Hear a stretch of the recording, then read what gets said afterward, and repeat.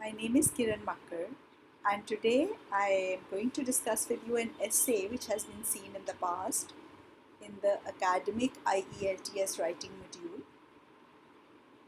Some children find subjects such as mathematics and philosophy too difficult to learn.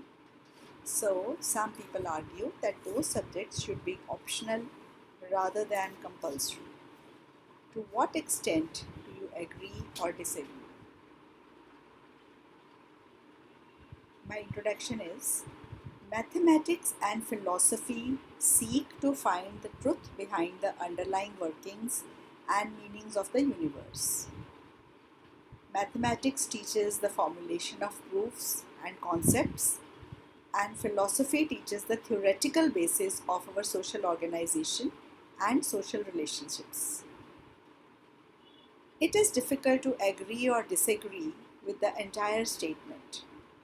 I believe that maths should be compulsory in schools, even if students find it difficult, but philosophy can be made optional. A number of arguments surround my opinion. So, this is a slightly lengthy introduction. Normally, I don't suggest my students to write a lengthy introduction. But in this introduction, I have given two statements regarding the subject of the topic, that is mathematics and philosophy. The topic says that these subjects are difficult, so some people say that these subjects should be optional rather than compulsory. And now I could not agree or disagree totally with the statement, because maths, in my opinion, has to be compulsory, whereas philosophy can be made optional. So I have I haven't written straight away that I agree with the statement, and I haven't written that I disagree, and I haven't written that I partially agree. I have written that it is difficult to agree or disagree with the entire statement. I believe that maths should be compulsory even if students find it difficult, but philosophy can be made optional. A number of arguments surround my opinion. So there are two statements. One is for what maths teaches us, and what philosophy teaches us.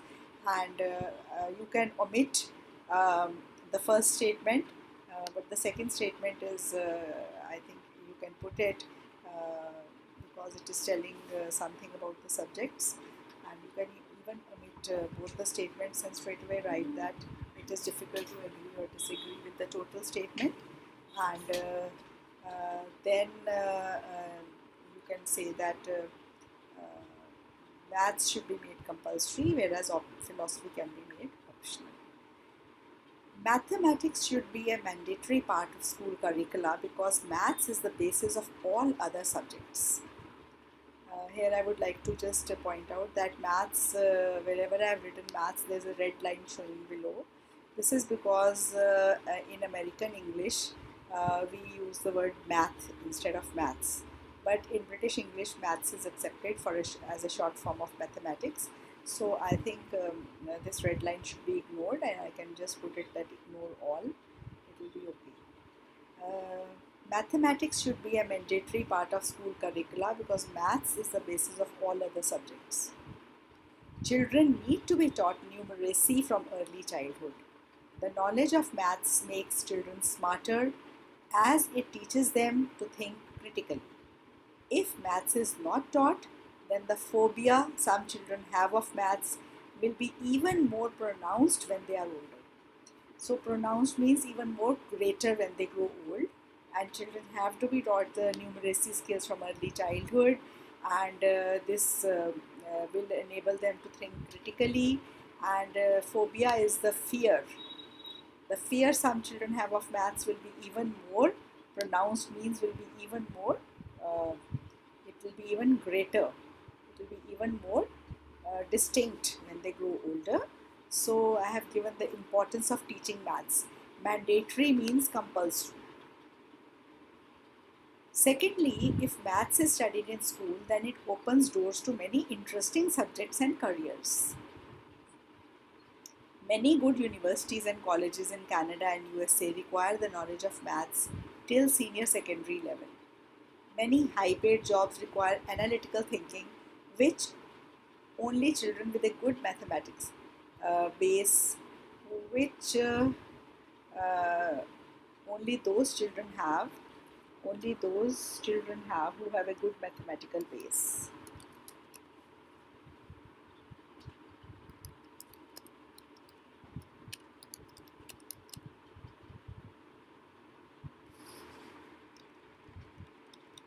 Good mathematics base.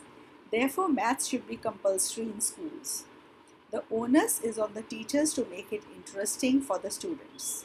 So, in this paragraph, I've further given the importance of maths and why it should be taught, because it opens the doors for many other interesting subjects and careers. Many subjects require the base of maths. Even music, even in music, maths is needed. Therefore, maths should be compulsory, and the responsibility, the onus is the responsibility. It is on the teachers to make it interesting for the students. Coming to philosophy, it can be made optional because school children are too immature to learn about the complexities of human relationships. About the complexities means difficulties, about the intricacies of human relationships, and school children are too immature. So philosophy can be made optional. They can learn such social skills from parents and teachers in an informal way by just observing them. Philosophy as a subject would be too boring and would only add to the burden of the students. As it is, today's children are overburdened with tough academic subjects to make them competent enough to be a part of the global village of today. So, only those who are really interested to study philosophy should be given the option of studying it. So, in this para, I've talked about philosophy, and I've said that it can be made optional and it is too complex for the immature school children.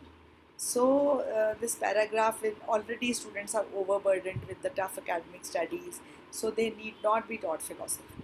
They can learn it if they really want to learn it, they can take it on as an optional subject, and otherwise, this subject can be taught in an informal way by the parents. To conclude, maths should undoubtedly be compulsory. Undoubtedly means certainly, without any doubt. But philosophy should be optional as maths is needed to survive today in this era of technology, whereas philosophy can be left for college or university studies. That is why, perhaps, in our Indian school curricula, maths is compulsory but philosophy is optional, and that too in the senior secondary classes. So, the plan followed is very simple. I have written that in the intro that maths should be compulsory but philosophy can be optional.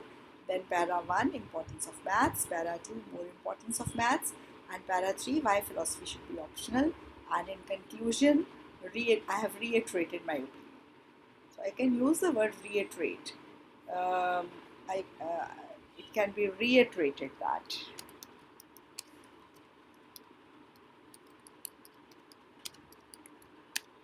maths should undoubtedly be compulsory, but philosophy should be optional. So I think I've made this essay very clear and very simple now that you've listened and watched this video. Hope you like it. If you really do, you can subscribe to my channel for more such essays. Thank you.